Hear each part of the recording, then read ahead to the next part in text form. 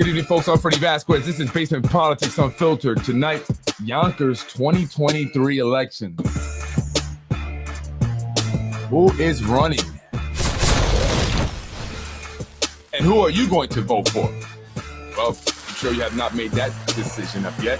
How can you? Freddie wins.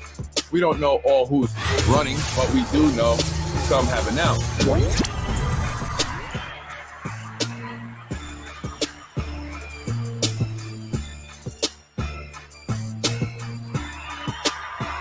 Good evening, folks. Happy Tuesday. I am Freddie Vasquez. This is Basement Politics Unfiltered.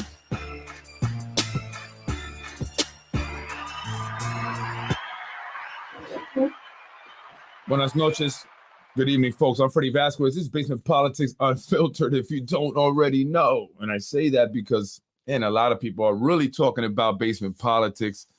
I got a call today from someone who I've not spoken to at all, actually. So it was my first time, speaking to the person. I know of the person, and we spoke for almost 2 hours. I'm getting a lot of information, anonymous sources emailing me. I got a few emails today, but some are more than happy to let me know who they are. They have no problems with it, and they know a lot of information. And so they're looking forward to, doing some more work with me, and you guys should be seeing what I'm talking about soon. Anyway, elections 2023 here in the city of Yonkers, very important this year. This is like the year of change, right? This whole election cycle has a theme, and that theme is change. Change, change, change. We want new, fresh ideas, and that means new, fresh people to come in here. And some have already announced some names that we may recognize, but have not been in politics before and are hoping to get your vote so they can make an impact you hear in Yonkers, right? Some of them are community activists. Others are reverends, like the Reverend Margaret Coleman, who recently announced that she is running for mayor. Congratulations to her. I wish her the best of luck. And she had a nice showing out there, I have to say. Margaret Coleman had a lot of supportive family and friends, but I'll get to that in a minute. So far, she's the only person outside of Mayor Spano, as we know, that has made the announcement. And of course, Prince Robinson. We can't forget Prince now. He is running, and he has support. First, I want to get into District 1.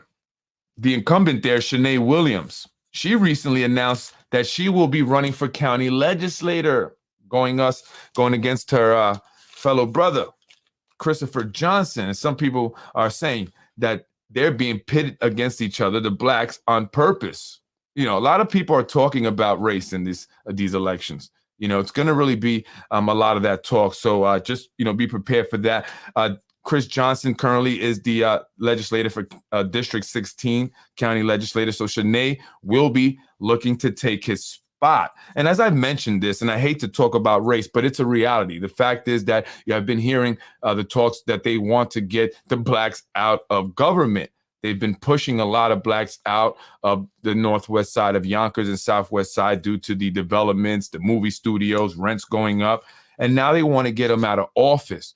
They utilized the blacks for what they needed. And that was really pretty much to take over the northwest and southwest side, if you ask me, right? Let's get the blacks up out of there, and even the Latinos and anyone who lives on that side that can't afford to live in the new revitalization of the city of Yonkers. And that's a lot of people of all colors, but primarily blacks have been leaving at a higher rate.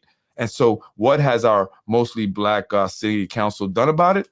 Absolutely nothing. In fact, they have been helping, whether knowingly or, unknowingly, they have been helping this process by the powers that be, right? So they're going around, what I'm hearing, telling people or those who represent the current administration that if you don't vote for Mike Spano, the blacks are going to take over.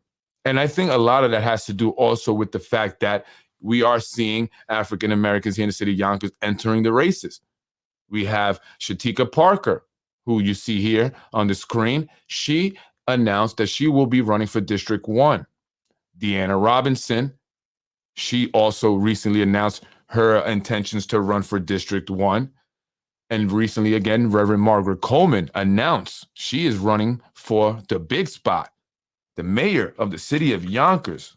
And if she were to win, she would be the first woman mayor here in the city of Yonkers, first African-American woman, first African-American. And now, while that would be amazing and something that, would be, great to celebrate, we are not going to vote for Reverend Margaret Coleman simply because of those reasons. Actually, those reasons are not even going to factor in. And nothing against Margaret Coleman, because so far she has my vote. If I had to vote today, she would be my choice. Right, and I would hope she'd be a lot of people's choice, enough to get her over the Mayor Spano machine, the Mike Spano machine, right? And so a lot of African Americans are running.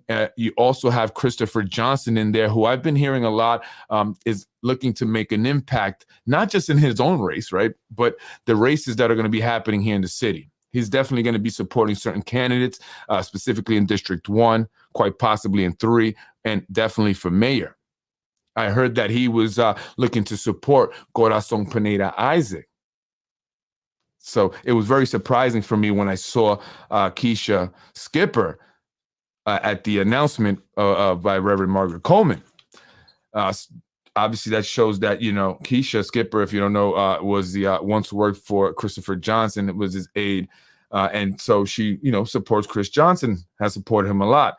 And I guess maybe they're not seeing eye to eye on this decision. That doesn't mean they're not friends or they have issues. I'm just saying maybe they just don't see eye to eye on who they believe should be the mayor. But Chris Johnson is definitely looking to make an impact. And I hear that the Spanos hate the guy. That's what I hear. I hear that the Spanos hate him. I've heard this from people that are close to the Spanos. And so they looking to stop him, which is and get him out of, the county. And this is why they're supporting Shanae also for county. They even asked me, actually. I was asked if I wanted to run against Chris Johnson. I was told that the district is becoming more Latino, Hispanic, and Black. And so they're looking for anyone to get Chris Johnson out and also to keep him busy on his race and less focus on helping other candidates get Spano candidates out, specifically, in the mayor's race. So they really want to give Chris Johnson a hard time there. And I believe that's why also I've been getting a lot of emails, messages, text messages anonymously about Chris Johnson, all kinds of information in regards to Chris Johnson. And so I'm not going to mention anything that I've heard thus far because I want to, sort the information out. I understand that this is, election cycle, right? So people may be wanting to give me information just to purposely hurt Chris Johnson, information that may not be true, information that's not relevant to elections, personal information that's not my business nor the business of anyone else because it makes no impact on what they do as an elected official, right? So, I do have boundaries, unlike other individuals who have attacked me. But that's just how it is. So I have to go through that information, but I'm just curious and, as to, well, not really. I'm just, I find it, interesting that I'm getting a lot of information in regards to Chris Johnson, not necessarily good information, actually bad information. But anyway, Shatika Parker, you see there on the screen, she's running for District 1, but I don't know if she wants to win. Right, it's kind of like I'm gonna call this the Ron Matten effect. Ron Matten, no disrespect, I like Ron a lot actually, but I'm gonna call this the Ron Matten campaign, right? Where you don't really want to win, you're just campaigning because there's a reason why, right? But not that reason is not to win, right? And for Shatika Parker, I believe that may be another Ron Matten campaign because this is all she has here. All you see here, nothing else, no other information. It's a one-page site. And all she does is ask you for information so you can subscribe and get updates, on her campaign, I would imagine. But what are you, looking to do? Let's know, a little bit about you. So I think you need to work on that if you truly intend on winning. But here in Yonkers, we know that they look to split the vote, right? I don't know if you guys are familiar with splitting the vote. They will enter candidates into races, not necessarily wanting them to win, not wanting them to win at all, actually, but to split the vote. And I mean by that is, okay, well, let's say they don't want and I'm just going to use race just to be, whatever, for the example. Let's say they don't want a certain person because they're Black, right? And there's maybe a Latino person. I'm going to say what? Latino. They want the Latino to win. And so they know that a lot of the Blacks are going to give the vote to the black person, and other people besides blacks will give that vote to that person. So they will put another black candidate in there to split the vote. So now the black, voters will say, oh, well, maybe I want to vote for that person. So that will then reduce the amount of votes that the black person that they don't want to win, right, is going to get, because now some of that person's vote will go to the other black candidate that now they put into the race, right? So that's called splitting the vote. And so I'm wondering if that's what's happening here with Shatika Parker. Listen, I could be wrong, Shatika. I just have to, just say what I feel, my opinion and what I think. But I would love to have you on the show. And in fact, my office should have reached out to you for an invite to come on the show. So, I would love to have you on. If I'm wrong, please tell me I'm wrong and fix the page, add some more information there, because this is all I got on Shatika. I did get actually her web Facebook page. She had an announcement there, right? This video also. So let's be fair. Hi, my name is Shatika Parker, and I have some really exciting news to share with you all. In 2023, I will be running for Yonkers City Council's 1st District. Although I share this news with all the excitement in the world, it is not a decision that was made lightly. Over the last couple of months, I've weighed in with family and friends, and most importantly, my community. Because although it is a personal decision, I believe it should be one rooted in community. If you know me, you know how important strong representation for the 1st District is to me. If you don't know me, I hope that you will tune in to understand my passion for the people and the interests here. I don't want to take up too much of your time, and you'll hear much more from me in the coming months. But if you are interested in learning more, please visit parkerforyonkers.com to make a donation and sign up for news and updates. To make a donation and sign up for news and updates, you should just say to sign up for news and updates. And if you like to make a donation, I'd love for you to, do so. You can, do that here as well. But it didn't say much. She says she will be giving information in the coming months. So I would imagine as we get closer to the race, maybe, petition season is right around the corner. And so, people have to start knowing who you are and why they're going to sign the petition and say, hey, yeah, I'll support you in your bid for District 1.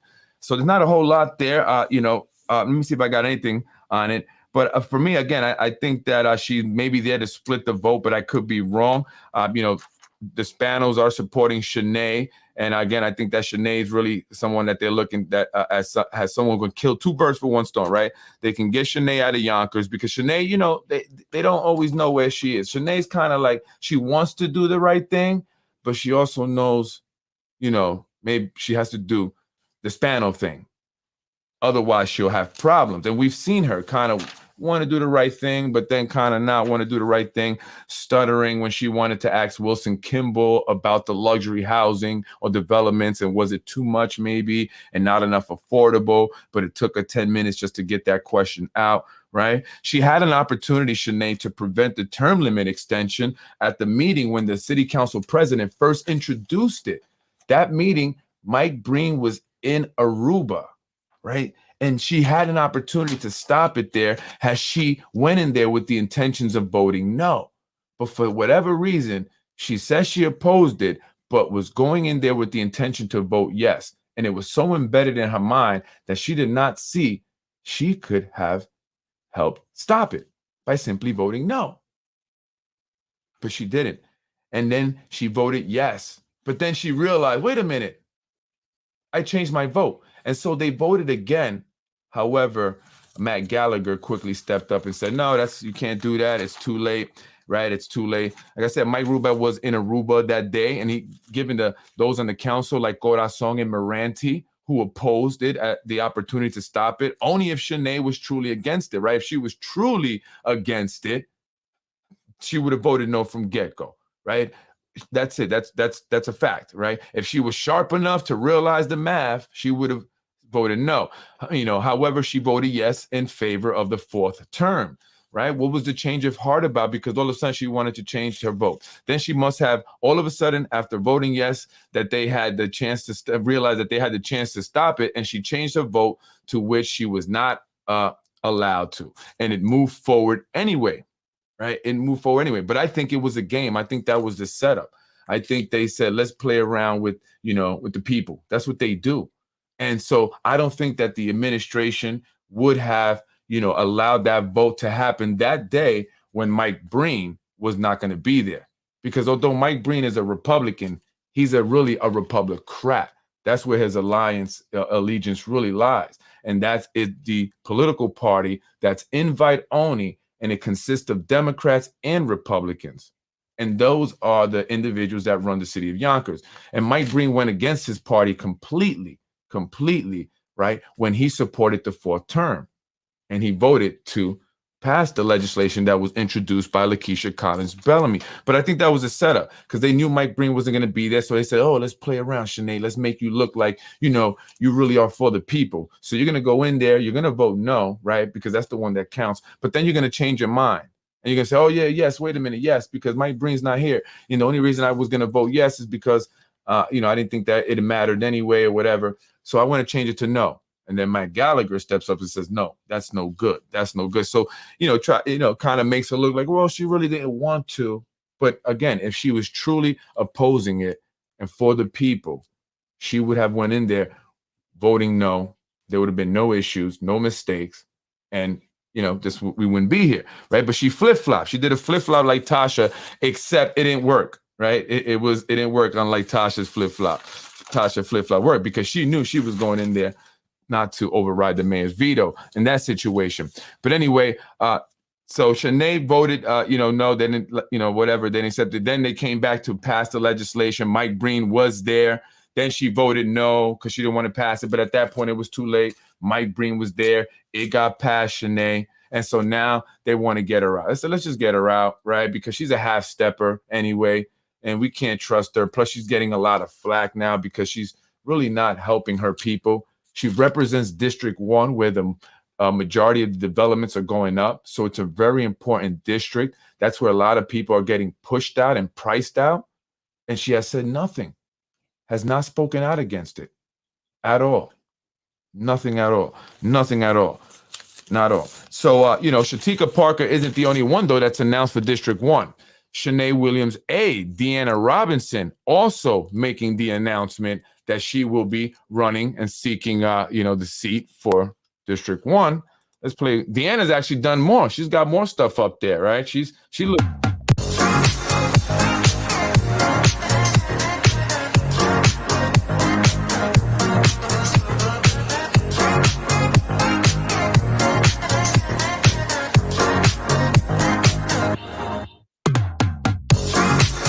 That's Deanna Robinson. Currently, she is the aide to Shanae Williams. She's been the aide for 6 years now. And so people were wondering, is she going to have to resign now that she's running for office? Because, they say you're not supposed to. But technically, what I'm hearing is that, and this is from Brandon Nider, so shout out to you if you're right, that she can still continue to work for Shanae up until if she wins and she becomes a councilwoman for District 1, then at that point she would have to resign. But now she does not. She doesn't have to resign at all. And by the way, Shatika Parker is a political science major. I just want to give some information because I didn't have much. She interned at the Board of Ed, wanted to be an attorney, and the co-founder of Project Inspire, was a former aide at Westchester County Board of Legislators. And, whatever, that's it. And that was the other information that I put out there. But Deanna Robinson, right? She's a political insider. Deanna Robinson, again, she's with the crew. You'll see her all the time at the different events, with the mayor and stuff. Again, she's Shanae Williams' aide. Her father is Reverend William Norman Sr. He runs or is the head of the Veterans Affairs here in the city of Yonkers, and he's very well known also. Like I said, she's a political insider. I first became acquainted with Deanna Robinson when I posted a picture that I got from Instagram, and it wasn't about her. It wasn't anything to do with her. But the picture was of her with one of the Spanos sisters in Puerto Rico. And now this was the day after the election last year, when they all skedaddled all the way to Puerto Rico after all, feeling victorious and everything. And you could see the mayor in the background, and he's like floating like a little kid in the pool and stuff. And that's why I put the picture up, right? Because I said, oh, look at the mayor. They all were chilling in Puerto Rico and Somos while, we were out here freezing our buns off, right? And so many people then started to question after I posted that picture, who paid for that? Was that the taxpayers that paid and all that? They started asking why were the aides there and all that stuff. Did they pay for themselves? So that caught a lot of, had a lot of talk, a lot of controversy. And she was upset with me about that. She threatened to sue me. She did. And I said, but I'm sorry, but that's, when you put stuff on Facebook, you no longer own it. Like Facebook owns it technically. They are now, the people that would have to sue me if I put your picture up. That's just what you sign on when you create an account. So again, she's a political insider, very well known among the, the political elite, the social elite. She's a mother. I believe she has 2 children. Her husband works for DPW also. So, she's part of the Friends and Family Network. And so, will that be change in District 1? Right? Will it really be change? And like I said, this election cycle, the theme is change. We need change. We need new, fresh perspectives. So we need new people that are capable. Deanna is 34 years old, a Yonkers native. And again, she's running. She has a website there with a lot of information, unlike Shatika Parker. Again, Shatika, if you're looking to win, this is what you got to kind of have, But again, it's not perfect. I'm not saying it is, and nothing against, Deanna specifically. This is just what a lot of elected officials, I think, or candidates do that I think that, they don't do, I should say. They need to have more information, more detailed information. What are you actually going to do, right? This is the main, common, spiel, talking points that they always put up there. My name is Deanna Robinson. I'm a longtime District 1 resident, Democrat, and mother of 2 amazing boys that both attend Yonkers Public Schools. As I did, I spent 6 years serving as District 1 in the city of Yonkers as legislative aide to Councilwoman Williams. In addition, I've created an organization called Deanna Etc. with the intentions of opening, marketing, and elevating small businesses. I have volunteered and worked with several different organizations throughout the city over the years, such as the YMCA, YWCA, West Hab, and YCAP. I am a member of the Solid Rock Christian Center, 914 United, and Westchester Black Women's Political Caucus, to name a few. She has a passion for serving people and community, and the district needs another strong representative of the city. And if you're referring to, Shanae Williams as another, I don't know. I don't know if that's, accurate, actually. She didn't really do a whole lot, and this is no disrespect, but I think a lot of people would agree with me unless they've benefited somehow from the developments going up, right? But I think they would think that she didn't do a good job there. Anyway, city council work can still address and meet the needs of the community, District 1. So she talks about the issues, right? And these are the talking points that everyone, and they say that, you want to have at least 3 talking points, but a good candidate would have at least 4 to 5 talking points, right? And so Deanna's going with the good candidate. I'm going to have at least 4, and so she has education, housing development, improving quality of life, and public safety, which are all important, no doubt about it, definitely very important. But they're, the common spiel, the same talking points that every candidate has, and so we should expect this. But they are important, like education, product of the Yonkers Public Schools. So she should know I'm a product of the Yonkers Public Schools as well, right? And so she says that the schools have come a long way, and so that right there, that line right there said, yeah. That's a Spano, insider connected person. The administration, the Spano machine is definitely, supporting her. I don't know how hard they're supporting her, or if they're just giving her a little support, but they really want someone else. I don't really know that yet. Maybe she is the one that they want, right? Because it'll be the same, right? It just kind of pick up from where Shanae Williams pretty much left off. And I would imagine that Deanna would be more cooperative probably than Shanae would be. She would be less vocal, in my opinion. But she says that they've come a long way. She has to say that. She can't say they're horrible. Nothing's been done. She's with the Spano team, right? So that's what all candidates have to say. But they have to say they're going to do something, right? They have to address something, right? So they say they've come a long way, but there's still more that needs to be done, right? And she will continue to fight for more funding for safety, sports, and some other things there. And so my only issue, and this is in general for candidates that do this, how do you intend on doing that? Like, we know that. We know the issues. We know what's needed. The people have been crying for it forever. But how are you going to do that? What makes you different than the last candidate who didn't do it, who didn't get anything done, really? So what's your strategy? How do you intend on doing that exactly, right? And make sure that you communicate that to people effectively. Quality of life. She mentions again the same, rhetoric and the roads, parks, and access to public transportation. And obviously we know that we're tearing up our cars every day on these potholes. But how are you going to get this done, right? That's some of her top priorities. How will you get it done? Right. Public safety is another top concern, according to her site. She says she looks forward to putting forth legislation and funding to support community-based organizations like 914 United, YWCA, YMCA, West Hab, SNUG, the Board of Education, MBK, and Yonkers Police. All the same list of organizations that always get funding, that our elected officials are always saying, we're going to get money. We're working with these people. We're doing this. We're doing that. They constantly get funding. But what's interesting to me is that people are always saying, we need more programs. We need more youth programs. But we have them, right? According to Christopher Sapienza at a recent PTA meeting, the police commissioner, he told one parent who said just that, we need more programs for the youth, that there are over 43 youth programs, 43 youth programs here in the city of Yonkers, right? So what does that mean to me? If people keep saying we need more programs, but there are over 43 programs, then maybe there's no results really happening with these programs. And maybe, again, like the theme of these elections, we need change. Let's give other organizations and individuals opportunities to implement their ideas, because we need to see results. This meeting took place because of the incident that happened at the Yonkers High School, where a 16-year-old student was stabbed. Right. So we have to, spread out the funding and reach out to other organizations, because you're giving the money to the same people who are friends. I mean, she listed the organizations that she belongs to. Many of the ones that she's saying she wants to fight for more funding for. Well, is that a conflict of interest? Right. So basically, basically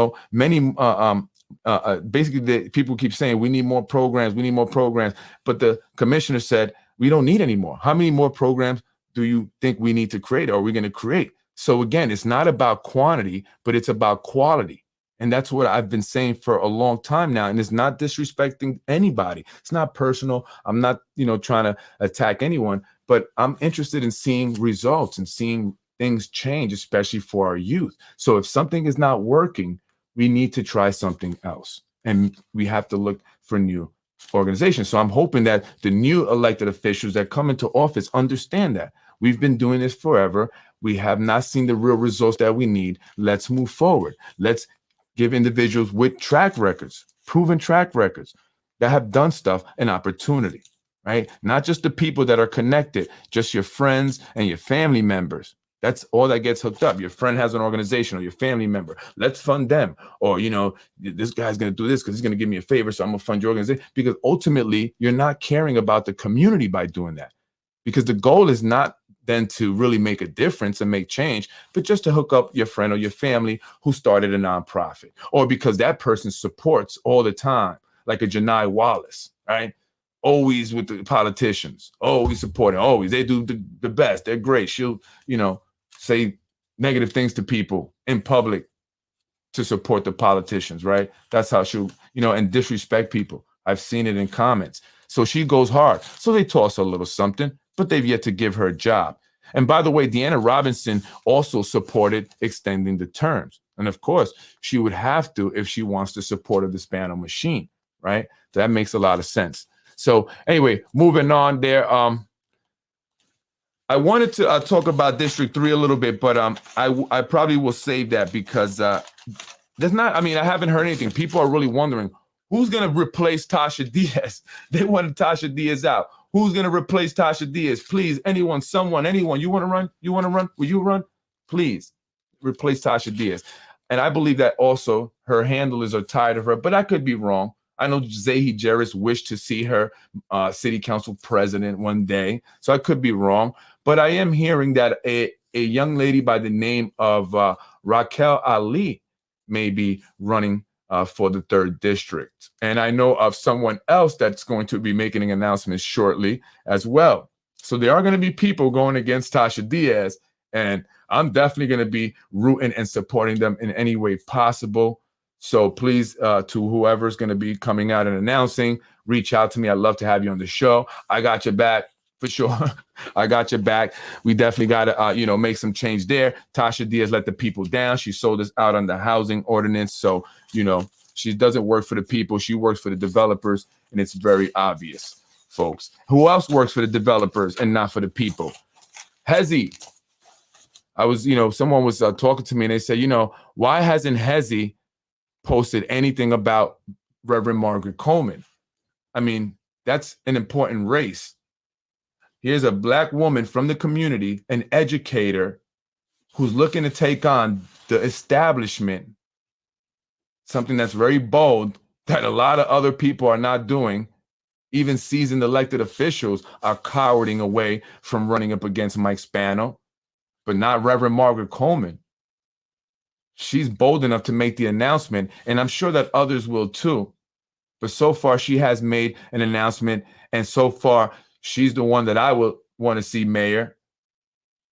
And I don't understand why, and others don't understand why, someone like Hezi Aris, who reports on everything Yonkers, politics especially, has a lot of people going to his page, has not put anything about Reverend Margaret Coleman. And this just further illustrates my point that the Yonkers Tribune is, bought and paid for. It's propaganda machine, really, and it's used by, in my opinion, and the opinion of others, Zahi Jeris, to promote his candidates or to, make others look bad, to put out negative content on other individuals, to create a perception of others so they don't get elected, or so that people don't, go to their podcast and watch it. And so I'm wondering why Hezi of the Yonkers Tribune has not mentioned anything about Reverend Margaret Coleman. He does, however, have Deanna Robinson. He has an article here that he posted, and nothing wrong with that.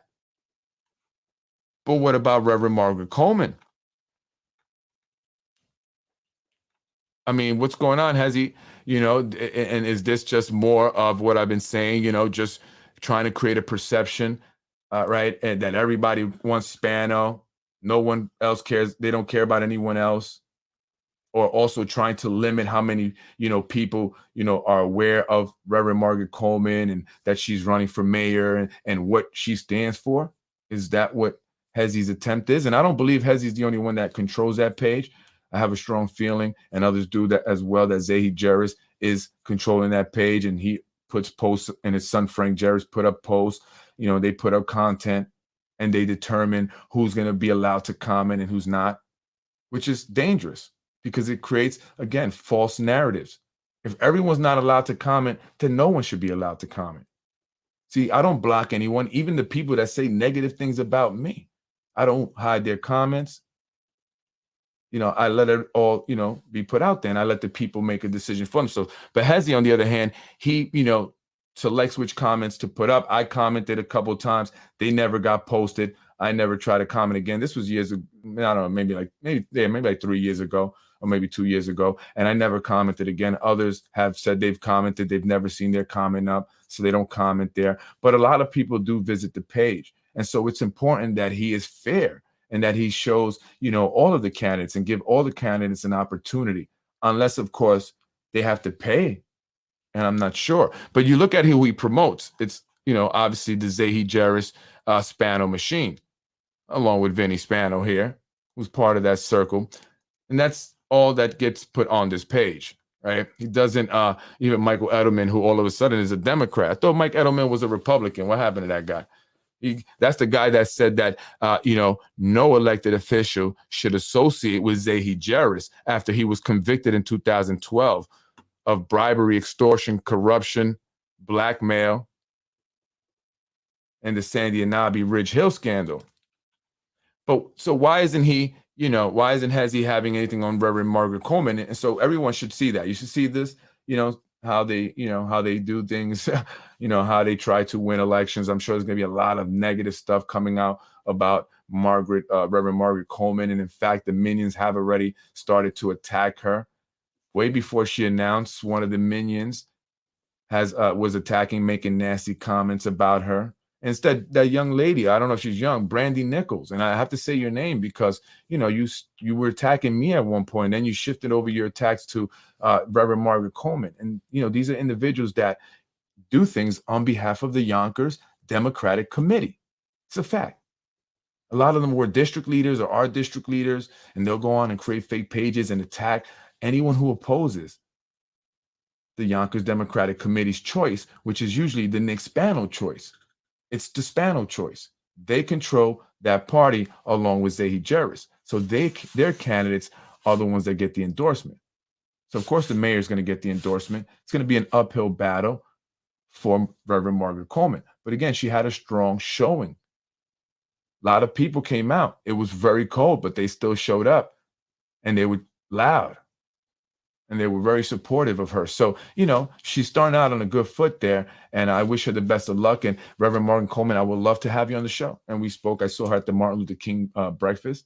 And so reach out to me, please. politicwithfred@gmail.com. Your campaign staff, have my number. So I'm just joking, but reach out to me and let's set a date. And I don't say I prefer, I don't say it like that, but I'd say I prefer that you come onto my show first as opposed to the other individuals, because I just think it's the right thing to do, and because I am very supportive of your campaign and the change. Right, because we all, at the end of the day, even Reverend Margaret Coleman, is supportive of change ultimately, right? So we're on the same side here, and we know that the other individuals, they're going to do what the people that pay them tell them to do. They're handling it, and while they might give you a little, video thing, and they're not going to pump you out there like they do to the other people, right? And they've already started to create the narrative that everybody wants Mike Spano, that other page, that other site, right? So they're already working against you by doing that, by creating that narrative, right? And pumping that narrative out there on that page that reaches people. They're essentially trying to make it seem like, oh, everybody wants Mike Spano. He's going to probably win again. So why would I vote for Reverend Margaret Coleman? I would be wasting my vote. I might as well just vote for Spano. And so that could cost you the race. And that's what he's been doing from day one, by saying, oh, you see all these people here that are in support of the term extension, when he was showing all the, city employees. And he said it was only about a handful, I could count on my hand, of people that were against it. Well, we know that wasn't true. And so he's not for you guys. Anyone that opposes the Spano machine, goes against the candidates that are supported by the status quo, the administration, and all those people in that group, in that circle, right? That's who he's for. He's not for you, even though you might get a little shine. And it's a fact that they will pay him also to not put people on. So, and maybe that's why Hezi doesn't have Reverend Margaret Coleman on there, and so that's frustrating for people that, they can't get their comments in there. People are allowed to say what they want. They say some disgusting things about people, and they can't even defend themselves because Hezi won't allow those comments. Right. So, that's the narrative that they try to create. They use the Yonkers Tribune, Yonkers Times, the Yonkers Voice to create false narratives. So we have to see through that. And that's why I say, listen, I'm not saying don't go to their pages. What I'm saying is that make sure you tune into Basement Politics also, right? And other pages that are not bought and paid for by the administration, that give it to you, uncorrupted, unbiased, and unfiltered. I'm Freddie Vasquez. This is Basement Politics Unfiltered. I'm going to, continue to do this throughout the election, throughout the year, discussing, all the different things that are going to be happening. There's a lot going to be happening as more candidates announce. I'll be, announcing that to you guys and discussing it and kind of go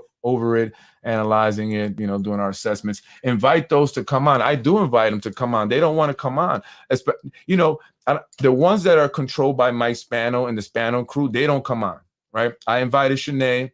She said what were we going to talk about? She asked for, a list of the, topics or questions, and I sent that back to her, and I'm not going to do like a gotcha thing, right? I'm not going to just throw a question in there, because ultimately that's not my goal. My goal, I'll put it out there on my own podcast on my own time when you're not on there, but the people want to hear what you have to say and what you're saying you're going to be doing, and that's what I want the people to hear.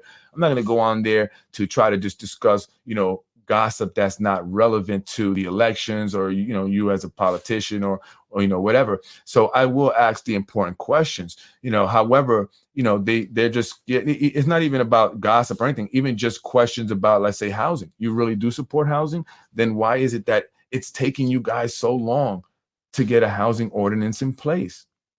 It's been a while and nothing. There was one already drafted, and Shanae Williams was a part of that. She actually introduced it along with Mike Cater. You know, she got a chance to revise it and everything. And so whatever happened to that, Shanae? Why aren't you pushing for that? So that's what I would say to her, right? So, and maybe I won't. And maybe if she says, I don't, please don't, look, I'll even be a little bit easy, but I'm not going to be like a Rue roast, and I'm not going to just tailor the interview to just paint you in the best light, just for your own benefit. I want to be honest with the people. So I would just say that question. That's an example. Why is it taking so long? When you hear Lakeisha Collins Bellamy, that's why she ain't going to come on. Why doesn't she come on my show and talk to me about the little black puppet comment directly to me if she feels that way, which she has it all wrong. But I think she knows that. I really do. I believe she knows that. She just wants to paint, the picture that I'm this racist, or whatever. And I don't know, but very not true. But why not come on my show and talk to me about it? Because they know, they're full of crap a lot of times. They know that, and I'll call them out on it, and they'll get stuck because this is live, right? Ain't no editing, right? And so they're gonna be right. They're not gonna do that, so that's why they don't come on. If there's nothing to hide, they should not avoid. I agree 1,000%. That's why I don't do anonymous pages. Although they've thought that I was some of these other anonymous pages, I'm not. I don't. My pages. It's basement politics. That's it, right? Or have my name on it. That's it. But those who have things to hide, that's what they do. So I welcome all of them at politicwithfred@gmail.com. I've emailed some of you. The mayor was supposed to come on, kept fronting on me. Because, of course, I'm going to say the same thing to the mayor. Like, I'm going to ask questions that are relevant to politics, that are relevant to the people, that they're not going to want to ask. And I'm going to challenge them on their answers, right? They're not just going to be able to give the, whatever answer they want. And then next question. No, I'm going to challenge that answer. I'm going to say, well, technically this or that or whatever. And they know that. So they would never come on. They'll never do that. They should not evade. You're right. They should not evade, but they do. And so, again, I welcome all of them onto the show. Everyone has an open invite. Tasha Diaz, Shanae, Lakeisha, Corazon, John Rubo. And I've had some of them. I've had John on. I even did something with Lakeisha. Look, with Lakeisha, I was trying to do something special, but the video got messed up and the audio. The video, whatever, it just messed up, and I wasn't able to put that interview out. But I went and I had a car and everything. I had a driver for us, you know what I mean? I had someone, one of my staff was holding the camera and stuff. And so we're in the back, we're doing the interview, talking a little bit as we drove to different locations in Yonkers. We went to Cottage, where she grew up. We went to Getty Square. I think we might even went to the waterfront for a little bit, and I asked her questions, at these different locations, and then we got into the car. I had a guy driving us around. I went all out. Rue Ross ever do that for any of you guys? And you guys have to pay him. I didn't ask for any money. And I was it was a good, dope interview. I got some of the footage of her at my daycare center once we kind of finally opened up. And so she was in there. She came there a few times, but it was dope. I had the car waiting outside. The guy opened the door and everything, Did Ruros ever do that? Get a car driven around Yonkers to do your interview? Come on, man. You know what I mean? And look how they do me. Look how they do me. All you seeking lies, listen, yeah, Oh, that's why they won't come out. So I did with Lakeisha. I did with John. I had an interview with John. I had Christopher Johnson on. I had Senator Shelley Mayer on. I had Congressman Jamal Bowman on, who, and again, I asked a question that he didn't like. And then he responded with something about Trump. And it just confused me and threw me off. And I was like, what does that have to do with anything? And that was him being defensive, right? He got defensive and threw this Trump thing out there. Oh, well, Trump. And I'm like, Trump? What? Talking about Yonkers here, whatever, and you represent Yonkers. So listen, if they're honest about what they say, if they're truly honest about what they say, they truly represent the people, and they're genuine, human beings, and they genuinely want to, do right by the people and represent their constituents the way they say, then why don't they come on my show? Let's discuss any issues you might have with me, anything that I might have said. Let's talk about it. Let's address it, because I'm always willing to do that. And then let's give the people what they want, which is information, what they need, information. Tell them, what exactly have you done? What are you looking to do? And how are you looking to get that stuff done, right? What are some of the issues you think that, need to really be addressed here? And how are you addressing these issues? Housing is a big concern. That's a big issue. It's a housing crisis. And so why is it that they have not gotten a new housing ordinance in place? That should be the number one priority. People are getting evicted. People are getting pushed out and priced out. There's not enough affordable housing. All they're doing is building mostly luxury developments. And in fact, the one in Buena Vista, the Teutonia, is going to have 906 luxury units in that. That small little 2-lane street is going to have a 900 unit luxury development, luxury building going up with 900 parking spots. And guess how many out of that 906, to be exact, are going to be set aside for affordable housing?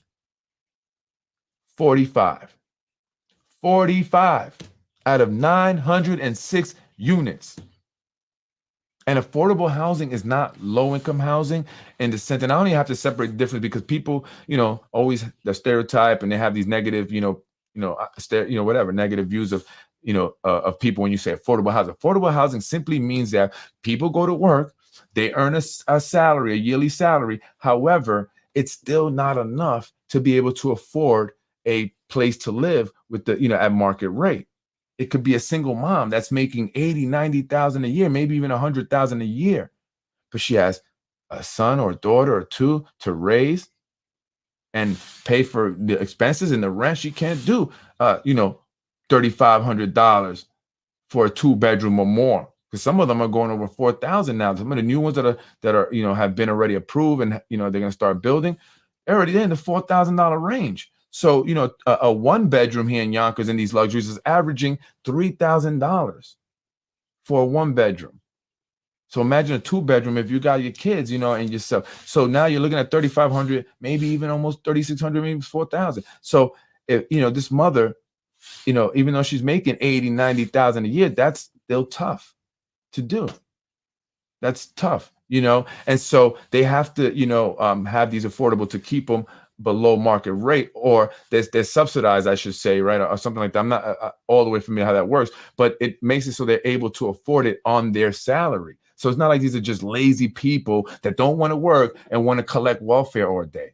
That's not who they are, right? It's just the luxury developments are making it more and more impossible to find an affordable housing for people who work, because nowadays you can make 100,000. That's not a lot, especially in New York. It sounds like a lot, but it's not really. It's really not a lot. And so, they need to, I think it's the developer's obligation to have, not really, push to have that housing ordinance fail, because they did. The developers got it to fail. They're the ones that didn't want it, because they didn't want to have more affordable housing or more affordable units in their buildings. So let's say, for example, had they passed that affordable housing ordinance that was introduced by Shanae Williams last year, then instead of 45 units set aside, it would have been 180. 180. They don't want that. You think they want 180 of their units to be below market rate or to be with affordable housing? They have the stereotype, of people already and say, oh, these people are going to probably trash it up too. They're going to bring whoever up in here. They're probably single mothers, bringing all kinds of guys up in here, probably have rowdy kids. That's how they think. I hear it from them. I've done business with people that think like that, that do this stuff. They do construction development. I've done it. That's how they think. And they don't want that, because they want a certain type of people, a certain demographic. And they'd rather have somebody that's making 80, 90,000 that doesn't have 2 kids. They just look at the mother with 2 kids as a negative. So, if they had a choice, I'd rather just get that person no kids, right? And so they don't want individuals. So they're working to keep them out. And that's why they have the reality is, the truth is, why they haven't passed the housing, why these 4 Black women that say they represent the people and Black people and Hispanic and the poor people and the people that need affordable housing have not passed a housing ordinance yet, because the developers do not want it. And so they are going to stall until all the developments that they want to build here in Yonkers get approved. And then they're going to get one passed. And then they're going to say, well, look, we got to pass. Look, all right, look what we did. But at that point, it's going to be too late, Because all the developments are going to be under the old ordinance, which allows them to do only 45 affordable units out of 906. Right? So the ordinance from last year that they didn't pass was seeking 20%. It was a 20% housing ordinance, right? And other stipulations in there too, the details. And then as it stands now, it's 10%, but they don't have to do the full 10%. So in actuality, they're only doing 5% here at the Teutonia, or less than 5% technically, because they're only doing 45 is 906 units. So it's technically less than 5%. And they're supposed to put the remaining 5% that they're not putting in units into their building, and they're supposed to take the cost of that apartment, of what it would take to build that apartment, and then they have to put that money into an affordable housing trust fund, right? So if they need to technically now they have to put another 45. They're not doing that. So whatever it would have cost them to build those 45 units, they have to put that money in an affordable housing trust fund, which then the mayor and his people decide how they're going to allocate that money, and it's supposed to go to building more affordable housing. But really, where? When you're giving all the land to the luxury guys. So where are you going to put them? Over on the east side, because that's where really there's most of the land's left. And so that's why they're doing all these changes. They're going to be doing zoning changes on the east side. That's why Tasha Diaz said when she was talking to the redistricting guy, she said, I want to see, it be more fair. There's some districts that have mostly houses. It should be equal number of houses and apartment buildings. That's what she said. I mean, think about that. That doesn't make sense, right? She wants to see, so every district has to have, if you have 100 houses, you have to put 100 buildings. There's a reason why certain areas only have houses and they're only zoned for single family homes, to keep it a single family home area. Suburbs, right? Get away from the city, get away from the, urban environment that's loud. I've lived in both, and I love the peace of not having fire, sirens and police sirens at 2 a.m. Or, going down the stairs and you got pizza box and in a 2-liter bottle of Pepsi left there in the stairwell. I don't miss that. You know what I'm saying? So some people want to escape that, and then there's crowds, the crowds and all that just brings more, you know what I mean? So that was just, an idiotic comment, but really not, because what she's saying basically is that we're going to be putting more apartment buildings in those districts that don't have as many, like District 4, like District 5 and District 6. So folks, pay attention. That's what's happening, because they got to get, put the people somewhere that are getting pushed out of the west side, right? Not all of them are leaving Yonkers because, many people don't, where am I going to go? Yonkers is all they know. It's all they know. Where are they going to go? Where? You know what I mean? So then, it's difficult for a lot of people, especially a lot of Blacks and Hispanics, and our 4 Black women, 3 Black, 1 Latina, have not done anything for them. They've done everything for the developers. Lakeisha Collins Bellamy, passing the term extension legislation was for the developers. Tasha Diaz, killing the housing ordinance by not overriding the mayor's veto was for the developers. They didn't want to have to put 180 units of affordable housing in the Teutonia. That's why a lot of them have not even, didn't even start right away. They wanted to make sure that Mike Cater was going to be gone and that they weren't going to pass this housing ordinance, and they want to make sure also now that the mayor is going to get elected again. They need all that to happen. So it's really the developers dictating what's going on here in Yonkers, and they're doing that through Empire Strategic Planning, which is the lobbying company owned by the mayor's brother. And so if I'm a developer, hey, Nick Spano, I want to pay you for your services. I'm going to be building a 906 unit building, luxury building, but I don't want to put a lot of affordable housing units in there. And I hear this guy, Mike Cater, and this girl, Shanae Williams, they want to introduce this housing ordinance, and Tasha too, for 20%. That's going to kill us. We can't do that. We ain't going to make no money. We can't do that, right? We're not going to make no money. We can't do that. So what do they do? Oh, I got you. Don't worry. My brother's the mayor, and my little brother's the city clerk. I got you. And my good friend who also works for Empire Strategic Planning, James Kavanaugh, is the president of the YIDA. So if you need some tax breaks, I got you. His wife, Kimball, she's now the zoning board of appeals chairwoman. We got you on the zoning changes. Don't worry. So if you want to build higher, wider, longer, taller, I don't know, whatever, you got it. We'll change the zoning. And that's exactly what they're doing all over Yonkers. They're going higher. When before you could only go 9 stories in certain areas, now they're going 20, 30 stories. I hear once buildings coming to Yonkers, it's going to be 40 stories. And so that's what's happening here in the city of Yonkers. And our elected officials, specifically our Black women, majority, a super Democratic majority, have done nothing for the people.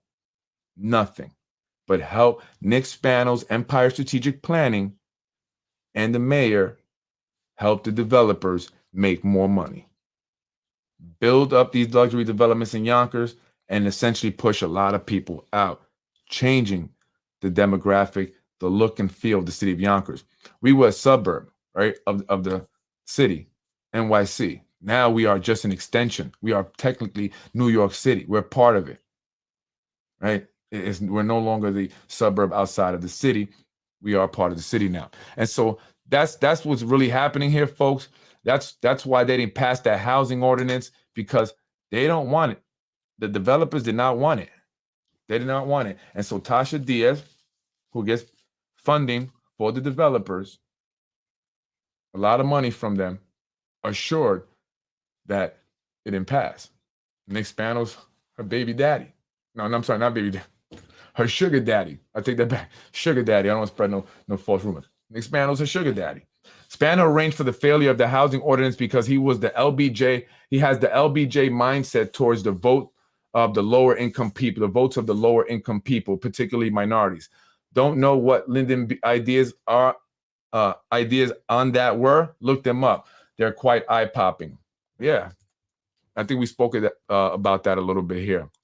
The biggest lie to qualify for funding is happening. Is that what it has been happening? Yeah, and exactly. And so that's another thing, another point before I go. So if you hear a lot about this, climate change thing and climate change initiative, and Wilson Kimball, who's involved in a lot of the developments, she works at Macy also. She's the CEO of Macy, Municipal Housing Authority of Yonkers, supposed to be responsible for the housing here, the city housing, low income housing. She's now the chair of the Zoning Board of Appeals after she pushed people out. She got people removed from the zoning board because they wouldn't approve zoning changes. They didn't want to go with it. They didn't think it was good for the city. They were like, no way. And these guys were on the zoning board for over 30 years. They didn't get paid for that. And so what does Wilson Kimball do? A woman that's known for getting people fired. How do I know? Because it's in the New York State Inspector General's 2010 report into the Battery Park City Authority organization down in Manhattan where she worked. She got people fired there so she could move up. And so she got them pushed out of the zoning board. How do I know? Because I got good information from people that were there. She had them pushed out. And then she took over the zoning board. She became the chair. Now they're changing zoning laws all over. No problem. And then the city council that's bought and paid for by Nick Spano and the developers are approving them. Yep, change, boom, yeah, boom. And so that's what's happening here, right? And that's exactly what they're doing. And that's all they care about. They don't care about the people. They don't care about, us needing affordable housing and the people that need affordable housing, single mothers, those that are, struggling or not, may have lost their jobs, may have to take pay cuts, struggling to find a job. And so now it's difficult to afford the rent. Thank the people that are in the city council now. You have to believe me when I say that. Thank them. Thank the Yonkers City Council, every member that's on there, for your problems here in the city of Yonkers with housing, with the cost of living, with the roads, with the quality of the education, with the crime. Blame them. With the homelessness, and I don't care if that's a county problem. Shanae has done nothing in regards to trying to make some dent in this homeless pandemic that we have here in the city. I'm sorry, epidemic, not pandemic, epidemic that we have in the city of Yonkers that's ever increasing. Right in front of her face, in her district. They're probably panhandling in front of her building, if not sleeping inside the lobby. And what has she done? But you want to move to the county? And so what are you going to do there also for people who have gotten false CPS reports? Because apparently you guys, the CPS people, DSS, they don't do nothing. And 84% of reports are false, yet they do nothing for that. So are you going to do something about that, Shanae? Are you going to go in there? Because many people have been affected, hardworking, honest people with great reputations, with no criminal records, and then they find out that it's malicious, but they don't do nothing. So Shanae, if you can promise me that, I'll tell you what, I'll support you because I got some people to lock up. But unless you say that to me, I can't, because I don't see what difference you're going to make at the county when you made no difference in Yonkers. Well, you did actually. You helped bring all these luxury developments. And now it's really changed. And all these movie studios that are being put up all over Yonkers. And the traffic is just horrible. It's going to get worse. The area is just too small for all this development.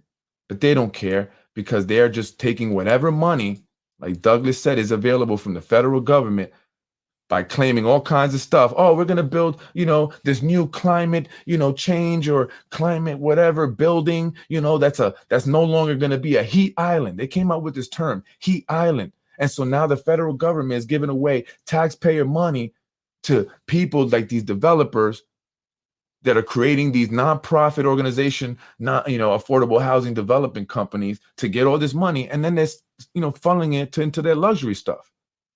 That's why some of these developers like Joe Cotter, the guy that's building up, the movie studio sites, that owns the land where the movie studios are being built up. He just bought Leak and Watts. He has two companies, right? One's a nonprofit and one is for profit. And so they get in there first with the nonprofit. So they get all these tax breaks. They get all this funding and grant money from the government, state and federal. They build this building and all that, hold on to it for a little bit, and then they sell it, right, to their for-profit company. That's what they do. It's all a scam. And then they say, oh, we're going to create, like Layla Gorin recently did that, in my opinion. What she did, right? The one that owns the power plant. She hasn't done anything yet, but she's got all this grant money for climate initiatives, right? Because she was selling the people who give this grant money out that on the idea that she was going to build a climate change facility where people were going to come from all over the world to Yonkers, New York, to do research on climate change. That's what she said she was going to put there, along with a concert hall with a floating stage. So a concert hall with a floating stage, and then you're also going to have, research labs for climate change where people are going to come from all over the world to work on climate change initiatives and research. Really? And to Yonkers? And so they're going to pull up on their yacht when you build that 21, slip marina also that she had in her plans. So that's what they include, this climate change stuff, just so they can qualify for grant money. And then what she did with that money is she started paying all, consultants or people from the community to go out into the community so they can be for it. So when she would go to city council, whatever, and, the planning board and present her idea, whatever, she had support from the community because she was having people go out to get their support. Hey, yeah, this is what we're going to be doing. It's going to be great. We're going to fix up the park. We're going to make Trevor Park great, the marina, blah, blah, blah. And so everybody was all for it, at first, until they realized what it was really about, because she was trying to get them to put that parking lot thing there with JFK Marina, whatever, and it never went through. So now the building just sits there, but she got all this grant money by telling a lie, basically. She has no intentions of doing any climate change research there, right? And then when the grant money ran out, she stopped paying all the consultants and the people that were canvassing the area, over there in Northwest Yonkers. Some of them didn't even get paid. So Ruros, why don't you put that on your thing? Because he created a lie saying that I didn't pay this woman. That's why she attacked me. But this guy's such a freaking liar. By the way, did you guys see this video, Ruros? Before I get up out of here, I think it's funny. 6 Lake Avenue and 164 Lake Avenue. These lots situated along the northwestern side of Father Finney and Sullivan Drive. In the southeastern. They're going to be putting this huge building over here in Lake Avenue. I don't know if you guys heard about this really quick. It was at the meeting tonight. Side of Somerville Place with a public walkway extension on Lake Avenue, bounding northeast of the property. You don't look so interested, City Council The President. applicants She's on her cell are phone. proposing Can't you to tell? construct Glenwood Hill Manor, a She's on her cell phone. 177-unit residential building to include a variety of unit mixes. The applicants respectfully submit that remapping at this body's big building they wanna put imprimatur there. of a zone change will be heard loud and, but just. So this is more, this distinguished members of basically the is for zoning change. They're looking to change the zoning laws of this area here in Yonkers by Lake Avenue. So for you folks that live over there, I don't know if you can see that map there, this area here, Lake Avenue here. Nepperhan, that park now. It's across from the the carpet mill and stuff. They want to put this huge building over there. They're saying it's all affordable housing, right? Because they want to get all the people away from the water, all the people that need affordable housing. Huge building. Huge. Look at that thing. And that's what they want to put over there. And so some people are upset. Council, my name is William Harrington. I'm here. Check out Michael Sabatino. The $120,000 a year man. On behalf of Attorney Blakely Platt, I represent the Finian Sullivan Corporation, which owns and operates the two senior facilities that are adjacent to the proposed project. First, let me congratulate the These apartments Wow. take no issue for me. really well. Really, Are proposing to construct Glenwood I Hill want to show you, Manor, look. a I'm paying 177-unit attention. residential building to include a variety of unit mixes. I The don't know what you applicants was now. But respectfully anyway, folks, submit I'm Freddie that Vasquez, Basement remapping Politics Unfiltered. Where are they going to put all these freaking people when they finish building all these buildings, folks? Yonkers is going to be, forget it, crowded. I want to show you this video quick before I leave. I want to thank the Yonkers police. Shout out to you guys. Respect to you guys. Thank you so much. You made my day when I saw this video. I just want to tell you that when somebody showed me this video, it made my day. It really made my day. Thank you guys. Be safe. God bless you guys. I support you guys, and I understand why you guys did it. I get it. I understand it. Let me show this video here. Is this it? Yeah. Yeah. Look how disrespectful Ruros is to the police. Okay, he's a big baby. When he doesn't get what he wants, when he feels like, he's not, this guy that could do whatever, and, he has this juice and all that, or this steam, as they say, and they make him feel insignificant. You're not no journalist. You're not Tony Ainello, Walter Cronkite, okay? You're a guy that pled guilty to child sex crimes, had child pornography, and now you are an opportunist who exploits victims and traumatic experiences to make money and also lie on behalf of certain individuals. And so the police put him in his place. So I want to say thank you to the cops. I'm going to get up out of here. I'm Freddie Vasquez. This is Basement Politics. Finally, this guy's getting what he deserves. I can't wait to put the video up, what I put with the music. It's going to be great. But this is what they should always be doing, because police, again, this guy does not have good intentions, and he's looking to get something on you guys that he can utilize and have leverage, I believe, on the mayor and the city, because right now they have leverage on him over his son.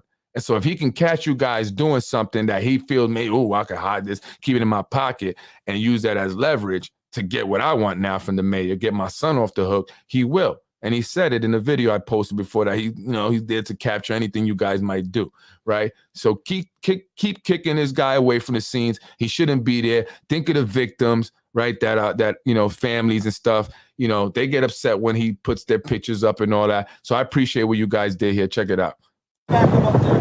You told me to get over here. Okay, you have to go up there past the fire trucks. That's where the crime scene is. Well, it's people right here. This is not a crime scene. This is a car vehicle. I'm telling you, where I want you. I want you past the fire trucks. So, guys, let me show you around. Plenty of people here, Disrespectful. but somehow they want the media back there. I am listening. I'm walking, and I'm walking. Legal order to get back behind the fire trucks. Legal order. Now they're using big words. You heard what he said? It's not a crime. Legal order. Now they're using big words. Insulting that police officer as if he's an idiot and cops are idiots and they don't know how to use big words or something like that. Unbelievable. I think that was very disrespectful. Police officer, man, I'm sorry on his behalf. Thank you, guys. It's not a crime scene. It's a car accident. It's ¿Cómo estás? an active police scene, and you need to back up. And I am backing up. I hear you. So where do you want me to be? Right here is good? Back. So it's back. Joe, behind that radio car. I want to be behind the radio car. He wants people behind that radio car. Well, you guys saw what's going on. Police are helping the guy on the ground, doing what they're supposed to do. But somehow they have a tendency to give a hard time to people that are documenting the good work that they are doing. There is nothing here really to hide. What is it? How do I sell, officer? How do I sell it? Can you tell me how do I sell it? Or is this what they told you to tell me? So how do I sell this to the internet? Why don't you enlighten my audience? How do I sell this to the internet? take this opportunity to. Behind this driveway. I want to behind the driveway. So tell us, take this opportunity to inform and educate the people of Yonkers. How do I sell this to the internet? I'm getting it. We gotta clear this. The ambulance is coming. We're on the other side of the driveway. Set the crime scene up on the other side of the driveway, okay? How are things, man? Happy New Year. Happy New Year to you as well.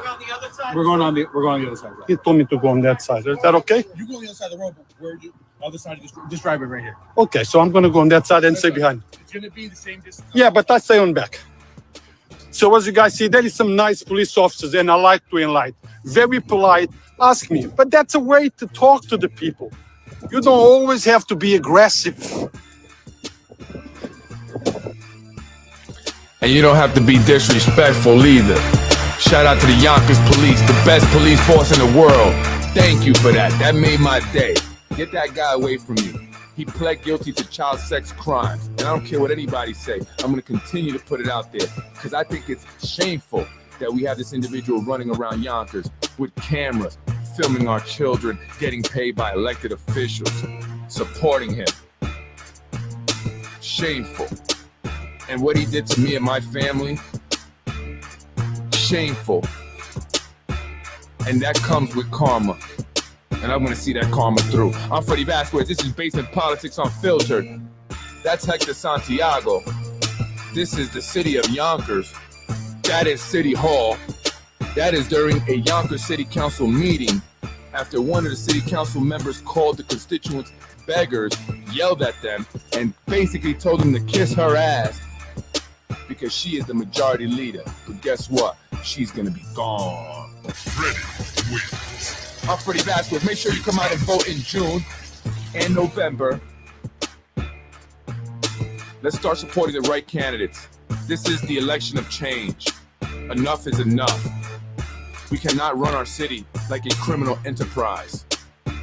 This is not a criminal organization and some racket.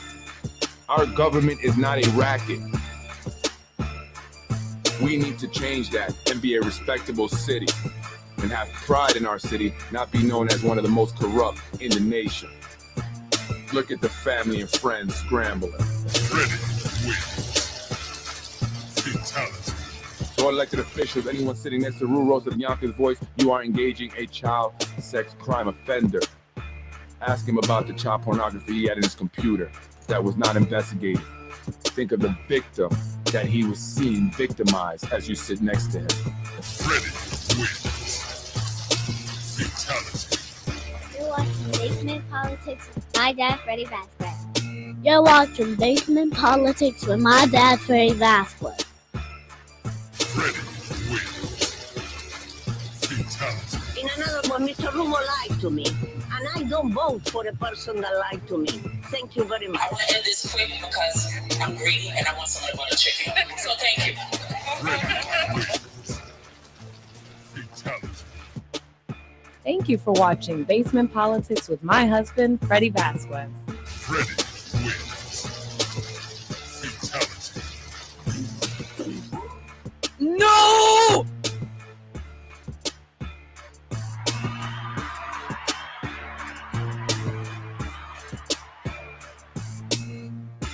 Basement Politics, where the truth lives.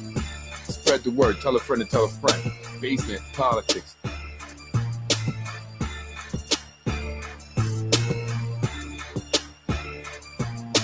Freddie wins.